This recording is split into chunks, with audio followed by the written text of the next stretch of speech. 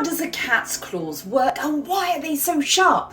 That was the question sent in from Ava Atherton, so this one's for you.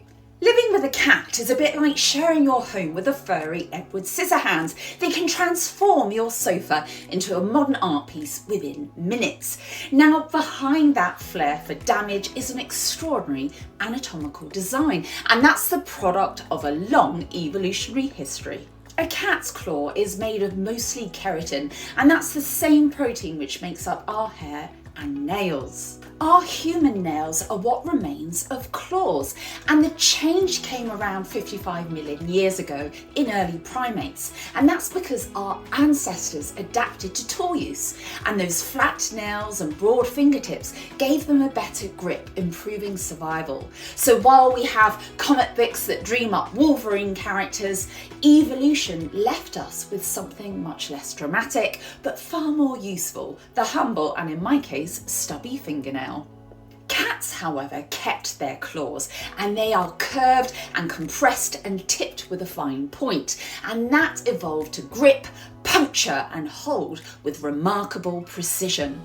Cats' claws grow continuously, with the outer keratin layers shedding every 2 to 3 months, and this leaves a fresh, sharp tip underneath. It's this process that helps cats maintain their sharpness, and while you'll find little claw sheaths dotted around your home and sometimes stuck in your carpet. What sets cats apart is their retractable mechanism.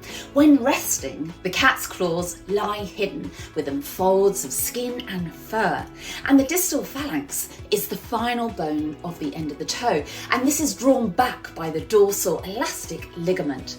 And when a cat contracts its deep digital flexor tendon, the bone is pulled forward, unsheathing the claw in an instant, like a sword drawn from its scabbard. This system of ligament, tendon and bone is both efficient and elegant because it keeps the tips sharp, it protects them from wear and tear, and it allows cats to move with near silence, really helpful when you spot prey. So that leads us on to what's the function of cats' claws. Well, they anchor the cat when they're climbing, it helps them steady their balance, and it gives cats a decisive grip when they're hunting. And claws are also tools of communication. When they scratch, it leaves both a visible mark and a chemical message, thanks to the scent glands in their paws.